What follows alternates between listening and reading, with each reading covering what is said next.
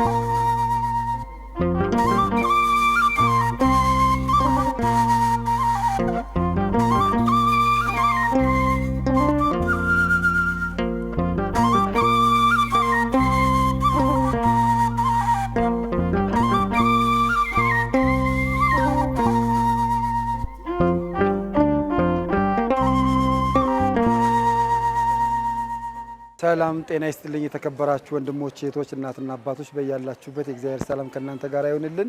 እንግዲህ የዛሬ ምገባችን የወንድማችን የፈለገ አትናቴዎስን የቲክቶክ ገጽ 500,000 ፎሎወርስ ለማድረስ እንግዲህ በሚደረግ ቻሌንጅ የተደረገ በሳራ አበሻ ፔጅ በኩል በማሰባሰብ ከ1500 በላይ የተደረገ ምገባ ነው። ለ1500 ሰዎች የተደረገ በእማማ ዝናሽ የበጎ አድራጎት ድርጅት ላይ በሚመገቡ ነዳያን ላይ የተደረገ ምገባ ነው። ፈለገ አትናቴዎስን እንግዲህ እሱንም እግዚአብሔር ይስጥልን። ይህንን በማስተባበር ደግሞ በፔጇ ላይ ይህንን በማስተባበር ከ40 ሰዎች በላይ በማዋጣት ይህንን ምገባ ስላደረጋችሁልን እግዚአብሔር ብድራቱን ይክፈልልን። በጣም ነው የምናመሰግነው።